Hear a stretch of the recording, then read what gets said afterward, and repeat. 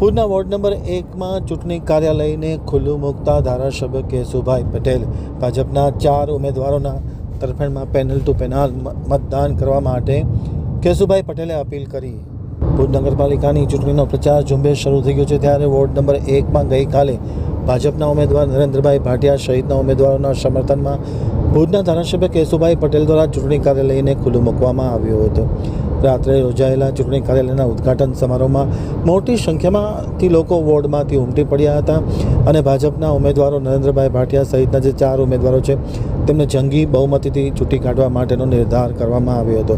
ચૂંટણી કાર્યાલયને ખુલ્લું મૂક્યા બાદ પોતાના પ્રાસંગિક ઉદ્બોધનમાં ભુજના ધારાસભ્ય કેશુભાઈ પટેલે જણાવ્યું હતું કે ભુજનો સર્વાંગી વિકાસ થઈ રહ્યો છે। આજે જોઈ શકતા હશો કે ભુજ શહેરના તમામ રસ્તાઓ પહોળા થઈ રહ્યા છે, પીવાના પાણીની સમસ્યા હલ થઈ રહી છે, અનેકવિધ વિકાસના કામો થઈ રહ્યા છે। હજુ પણ જે કાંઈ વિકાસના કામો બાકી છે તે આવતી ટર્મમાં પરિપૂર્ણ કરવાની જાહેરાત કરી હતી અને ભાજપના ઉમેદવારોને પેનલ ટુ પેનલ વિજય અપાવવા માટે કેશુભાઈ પટેલે અપીલ કરી હતી। ઓપનિંગ હતો, પબ્લિકનો જે પણ તમને સાથ સહકાર અહીંયા રહેવાસીઓનો મળેલો છે એ બદલ હું એમના બધાનો આભાર પણ માનું છું અહીંથી। અને અમને ખબર છે, હું આ વિસ્તારનો જ છું, આ વિસ્તારની સમસ્યાઓ મને પૂરેપૂરી વાકેફ છું। પહેલાં તો આ વિસ્તાર આખો ડૂબમાં આવેલો છે, હમીસર ઓગનાય ત્યારે હમીસરનું જે કેનાલનું પાણી જાય છે અહીંથી જાય છે અને પાછળનો વિસ્તાર આખો ડૂબે પણ છે। દર વખતે આપણે ત્રંબકેશ્વરમાં કે સ્કૂલોમાં એમને આશ્રય આપતા હોય છે, એમનો ખાવા પીવાની વ્યવસ્થા કરતા હોય છે, એ મોટી સમસ્યા છે। મોટી સમસ્યાઓની પણ ખબર છે, નાની સમસ્યાઓની પણ ખબર છે કે કચરા સફાઈ થતી, રોડ લાઇટ નથી, પાણી નથી કે ગટરની સમસ્યા છે। આ બધી સમસ્યાઓથી વાકેફ છે, એટલે અમારી 100% જ કોશિશ હશે કે પહેલાં બધાથી પબ્લિકની સુખ સુવિધાઓનું ધ્યાન રાખી અને આ કામો અમે ચૂંટાઈને આવીએ એટલે પ્રથમ તબક્કામાં આ બધી કામો અમે હાથ ઉપર લઈ, પછી આગળ બીજા મોટા કામો અમે હાથ ઉપર લઈશું। વિકાસમાં હંમેશા ગટરની પાણીની સમસ્યા રહી ચૂકી છે, શું કહેશું?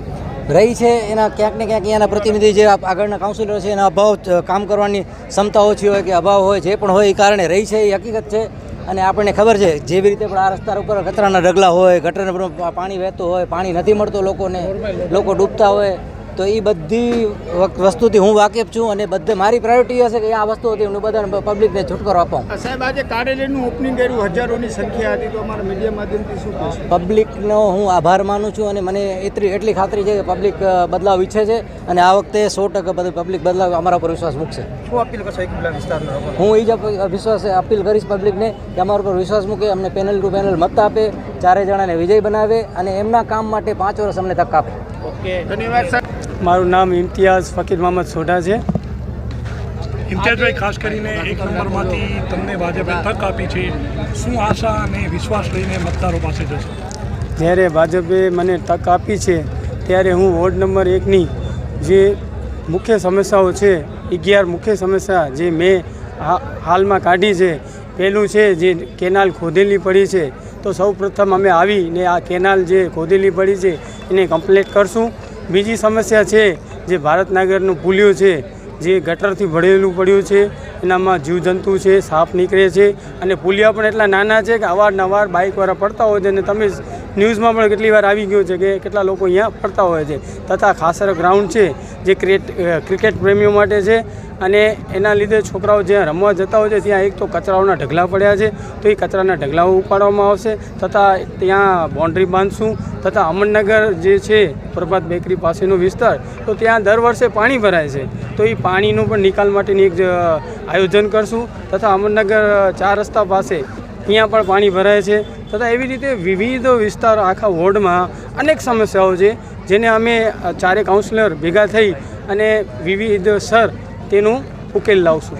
પીવાના પાણીની વાત કરી બાપાએ હમણાં સભામાં કીધું, પીવાનું પાણી પણ હવે ચોખ્ખું મળશે આ વિસ્તારમાં, 100% પાણી અહીંયા સારું જ મળશે અને બાપાએ કીધું છે તો એ આપણા ધારાસભ્ય છે અને એ જે કહે છે એ કામ કરે જ છે। કોંગ્રેસનો ગઢ માનવામાં આવે છે, તેમ છતાં પણ કામ નથી થયા, તમે કહી રહ્યા છો, હવે શું આશા મતદારો?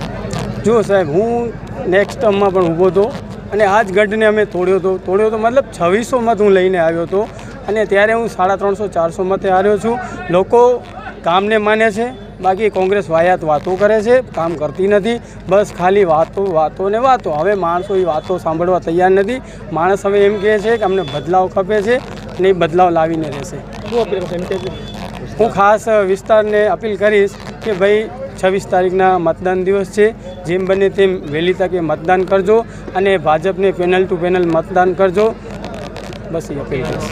તાલુકા પંચાયત, મહાનગરપાલિકા અને નગરપાલિકાઓની ચૂંટણી જાહેરાત થઈ અને એ ભાગે આજે ભુજ નગરપાલિકાના વોર્ડ નંબર 1માં આજે ભારતીય જનતા પાર્ટીના જે 4 વોર્ડ 1ના હોદ્દેદારો છે એના કાર્યાલયના ઉદ્ઘાટન પ્રસંગે આજે મોટી સંખ્યામાં લોકો જોડાયેલા છે અને સ્વાભાવિક છે કે વોર્ડ નંબર 1 એક જે માનસિકતા રીતે પણ એ ભારતીય જનતા પાર્ટીના વિચાર સાથે સંમલિત ઓછો થાય છે, ત્યારે આજે એક અપીલ કરી કે ભારતીય જનતા પાર્ટીને ગુજરાતની સરકાર હોય, કેન્દ્રની આદરણીય પ્રધાનમંત્રી નરેન્દ્રભાઈની સરકાર હોય, લોકો માટે કોઈ પણ આફતના દિવસોમાં કોઈ પણ તકલીફ હોય તો એ કોરોના કાળ હોય, એ માણસોને એજ્યુકેશનની વાત હોય, માણસોની બીમારીની વાત હોય કે માણસ જીવનભર કોઈ પણ પ્રકારની લોનની વાત હોય, ત્યારે લોકોને છેવાડાના માણસને કેમ ઉપયોગી થાય, છેવાડાનો માણસ આમ પ્રવાહ જોડે કેમ જોડાય, ત્યારે નરેન્દ્રભાઈ કે ગુજરાતની સરકાર ભૂપેન્દ્રભાઈ કે નરેન્દ્રભાઈ ક્યારે પણ જ્ઞાતિ જાતિ જોતા નથી.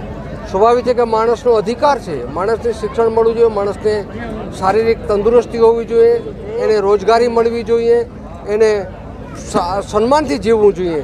ત્યારે જે રીતે નરેન્દ્રભાઈએ 108 5 લાખ ગુજરાત સરકારને 5 લાખ કેન્દ્ર સરકાર, આયુષ્માનની વાત કરો તમે કે અનાજની વાત કરો તમે, કોરોનાની કાળમાં કે માણસ કમાઈ નહોતા શકતા, એક પ્રસંગે આ સરકારે છેવાડાના માણસને મદદરૂપ થવા માટે પ્રયત્ન કર્યો છે. સ્વાભાવિક છે માણસને સમજતા, માણસને વિચારતા જે સમય લાગે, પણ મને લાગે છે કે વોર્ડ નંબર 1 આવતા દિવસોમાં અમારા 4 જે ઉમેદવારો છે, કેન્ડિડેટ છે, એ લોકોને ગમતા ચહેરા છે અને 4 ચહેરાઓ જે રીતે મેં માહોલ જોયો, જે લોકોનો ઉત્સાહ જોયો, લોકોના મન જોયા, એ પ્રમાણે આવતા દિવસો હું માનું છું ત્યાં સુધી વોર્ડ નંબર 1 ઇતિહાસનું સર્જન કરશે અને 4 અમારા કાઉન્સિલરો ભારે બહુમતીથી ચૂંટાશે. બાપા, જે રીતે કાર્યાલયનું ઓપનિંગ થયું, આજે હજારોની સંખ્યા વોર્ડ નંબર 1માં આવી રહી, તો શું કહેશો? મેં જેમ વાત કરી ને કે જ્યારે તમે લોકોની સ્વીકૃતિ હોય ત્યારે ઝાઝા માણસો ભેગા થતા હોય અને ઘણી વખતે કાર્યાલયનું ઉદ્ઘાટન વખતે આટલી મોટી સંખ્યા બહુ ભાગ્યે જ બનતી હોય કે 25, 30, 50 લોકો જ આવતા હોય, પણ જ્યારે વોર્ડ 1માં આવી મોટી સંખ્યામાં ઉત્સાહભેર જોડાણી છે અને મન બનાવી લીધું છે કે આવતા વખતે વોર્ડ 1 કંઈક નવું કરવા જઈ રહ્યો છે એવા લોકોના મનમાં છે. અને જે રીતે કામ થયા છે ભારતીય જનતા પાર્ટીની નગરપાલિકા હોય કે એક પ્રતિનિધિ કે મારું ભુજનું વિધાનસભામાં હોય, મેં ક્યારે પણ એક વિસ્તારવાદ, જ્ઞાતિવાદ કે આ વિસ્તારમાંથી મત નથી મળ્યા, આવું ક્યારેય નથી જોયું. કે માણસનો જે અધિકાર છે, માણસનો જે હક છે એ આપવા માટે ભારતીય જનતા પાર્ટીના ક્યારેય પાછી પાની નથી.